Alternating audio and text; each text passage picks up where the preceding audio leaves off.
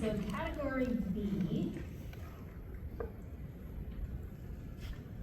In category B in the IRM and the ISP, this is where the academic section is introduced, and it lists all of the same things that are on the A license card.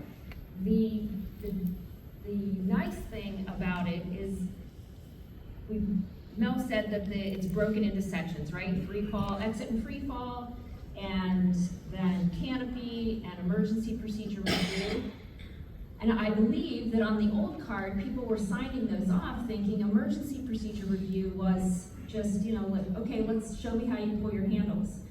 But if you opened up the sim, there was something specific, a different emergency procedure review in each category.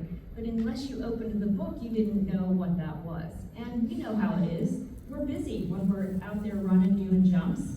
So instead of just leaving the category names on the card, you're going to see that in the academic section where all of those categories are on the card, now it says exactly what you're supposed to do for canopy and exactly what you're supposed to do for the emergency procedure, hopefully making it easy for all of you to do your job without having to open the book every time. And remember what in category D is the emergency procedure review. What am I supposed to be reviewing? So that we have repetition over time to help our students remember the important things.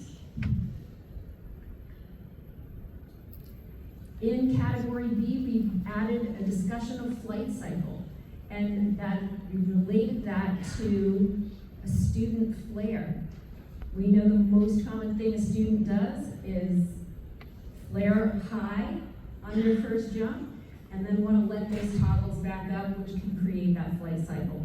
So we started a discussion about that and why it's important when you flare to remember that flaring is a one-way street. Once you start it, you can stop as many times as you want, but you always need to hold if you're too high and then finish the flare, and relate that to flight cycle and why it's important.